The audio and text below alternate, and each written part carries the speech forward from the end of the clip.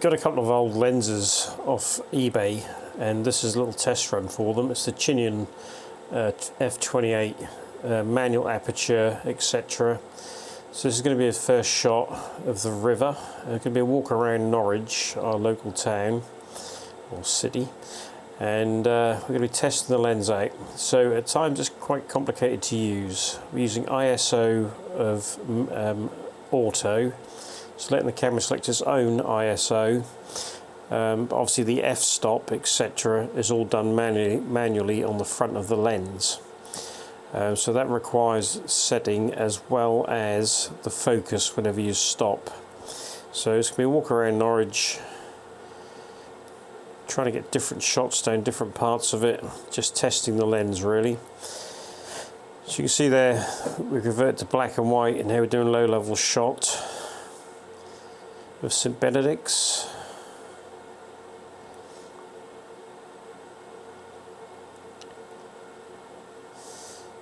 So the camera I'm using is my Canon M50, not made anymore, but I absolutely love the little M50, little mirrorless camera. It's fantastic.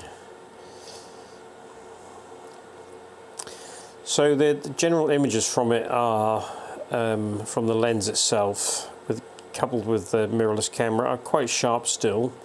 A bit of chromatic aberration on the edges, and some of the images are quite soft, but I don't mind that. I mean, the idea of this trip was to test the lens and to try and get that vintage feel of stuff around Norwich, the older stuff, and sort of going for a vintage feel of editing and the lens itself. The lens was so cheap that it was well worth a try. So I've got quite a few different vintage lenses, and on the camera you'd have seen in the first pictures is the adapter to take the threaded M42mm threaded lens. So the young lady with me is my daughter, my harshest critic, and she's also got my other mirrorless camera, and we're walking around together, and she's taking some photos herself. So we're making our way up now, further into the city. So there's, obviously with the modern autofocus L lenses, I have them as well, it's very easy to point and shoot.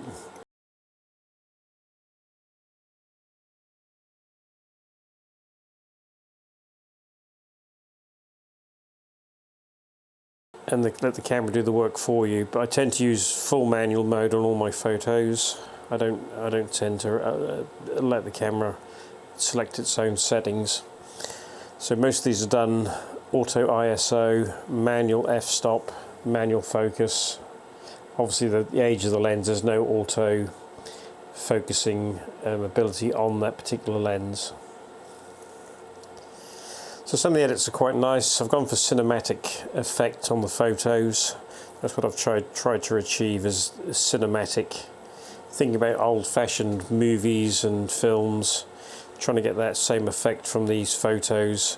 Just having that mindset of the old lens, vintage-looking photos. Just trying to get that feel for both. That sort of 1940s faded look. So we're heading towards City Hall. Here's the Guildhall. Again, this will be a nice soft image, looking down Guildhall to the Geralds.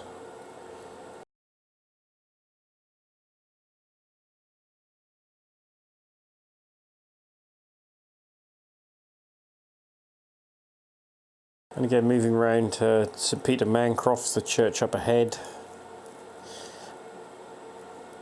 I'm going to put this one in black and white. It's nice and soft. There's me focusing and f-stopping with the sky in the background, trying to get the right f-stop. So that's come out quite nice, quite pleased with that.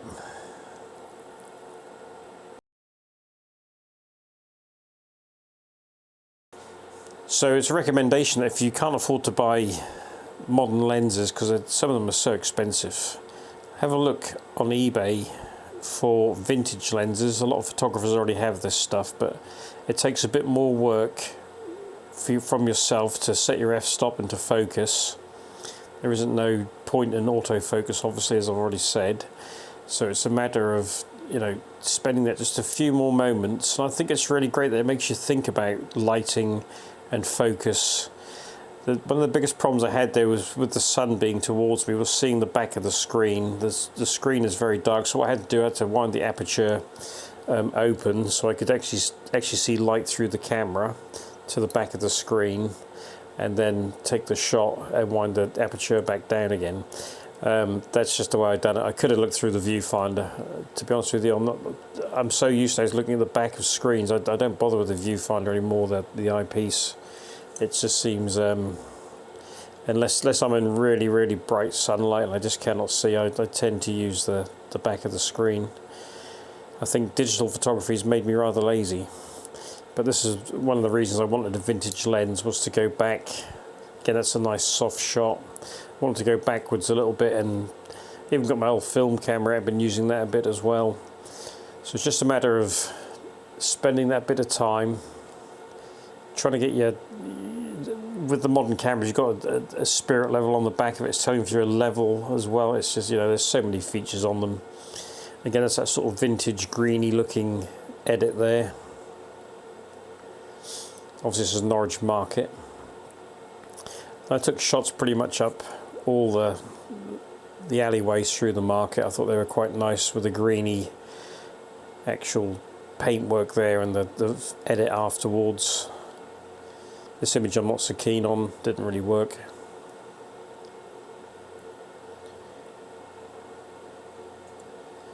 So I don't particularly like that, it doesn't really say much.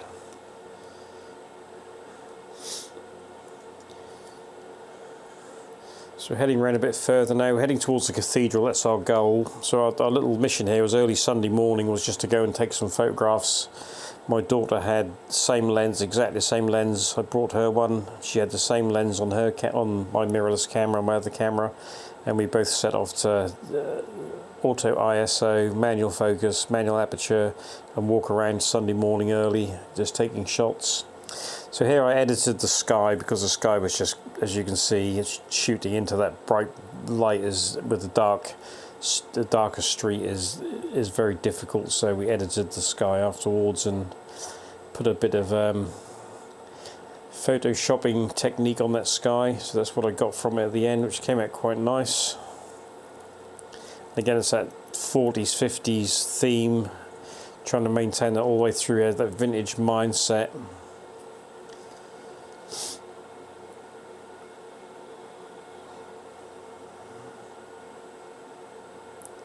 So it's Davy Place to the right.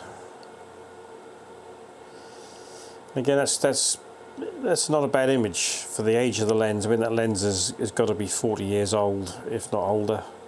So I'm so happy to be using vintage lenses.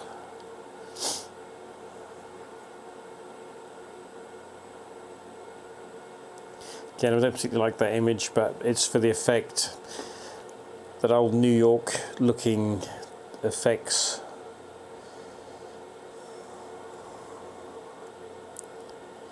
And again, there's amazing how the graffiti artist got that graffiti up so high on that building. How did they even do that? With a ladder? Did they hang over the side of it? Was there scaffolding there? Just them questions from one image. And again, that's that New York colouring.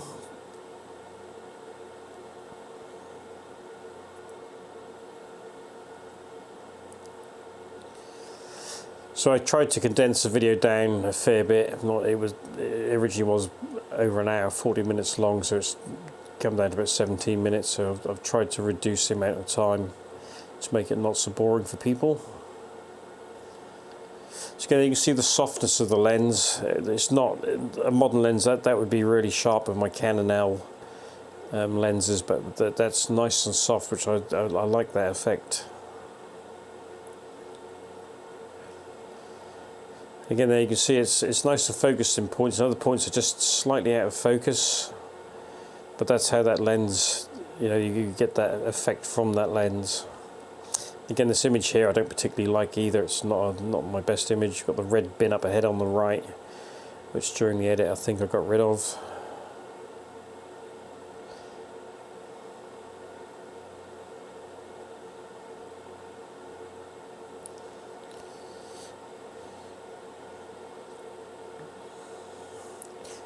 Again, there's that sort of greeny hue placed over the image to give that cinematic effects.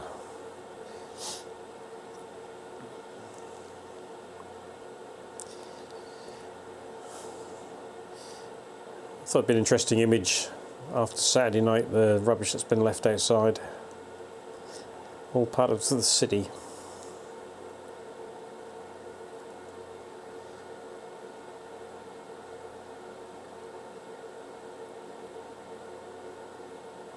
So you can see how I'm taking a bit of time here to get the f-stop correct. So obviously with the camera being on the higher automatic ISO, you have to be very careful with your f-stop.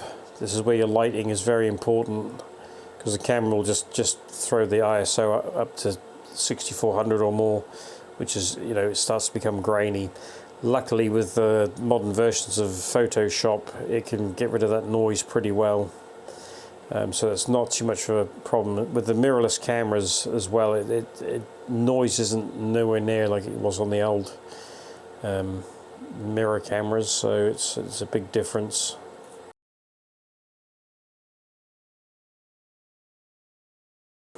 Again, just photographing the cathedral gate here.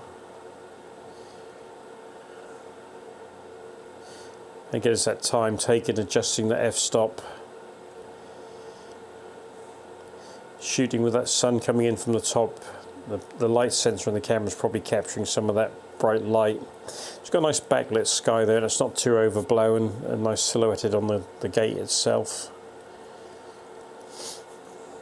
So we took a lot of pictures in the cathedral itself, but I've only put a few in here because it'd be monotonous if not. So a bit closer to that gate there, and it's got a bit of a better shot, an angle on it.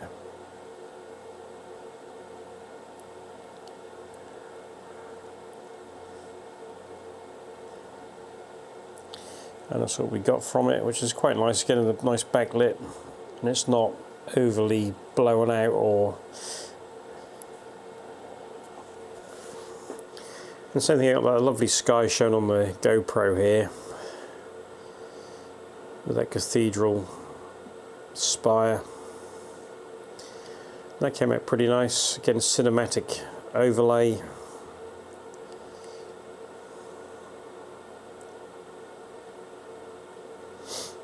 Again, I haven't put all the photos in here. There'd be too many to put in here if not. It'd make the video extremely long.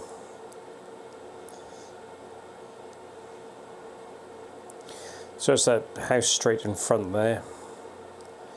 And that came out quite nice as well. For a 40-year-old lens, that's pretty good job. Here we've got Paddington eating his sandwich.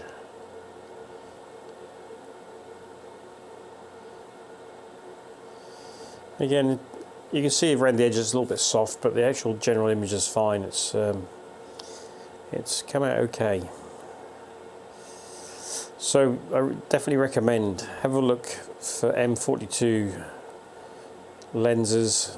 There's an absolute ton of them, and I think this one I'm using today, I'm pretty sure it was very, very cheap. So there's absolutely every, here we're focused on the leaf and got blurred the spire. There's an absolute ton of range of lenses from that era as well. I have the Helios lenses, etc. So there's a really big range. I've got some Hasselblad lenses from the era as well, which will fit on this camera. So here we've got very difficult lighting with the f-stop and so forth, and the auto ISO.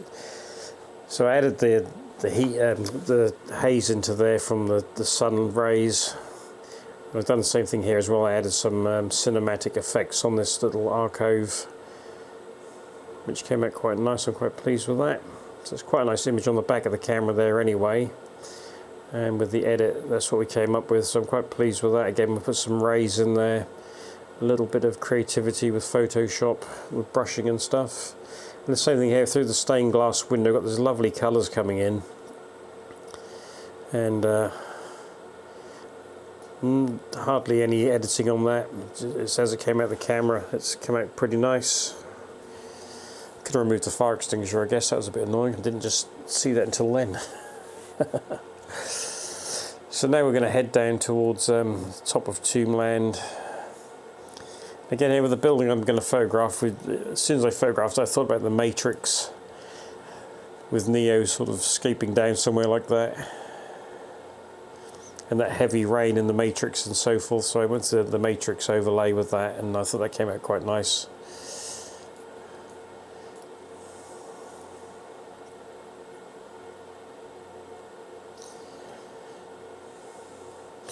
Again, these are all very touristy places to photograph in Norwich. There's a million photographs of all these same places. That building in front there, that's been photographed a million times. Again, cinematic effect on that.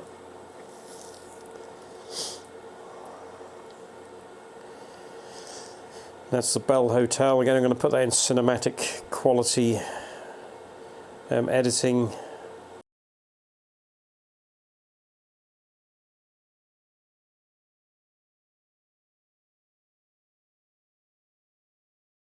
Some people like that cinematic effect, some people don't. I think it's great. What I was trying to achieve here on that day was that vintage feel, so as I've said, that was the whole idea. So this is Elm Hill. Everyone's photographed this one a million times. The building on the right there with that sign over at John Oliver's is so annoying with that sign being stuck out on that side there, so we're going to get rid of that in the edit. And there was another sign on the left opposite as well. It really ruins the effect of that street. So that's it. I hope you enjoyed that. There was a little demonstration with that Chinon lens and the Canon M50. Highly recommend getting some vintage lenses, giving it a go. Take care.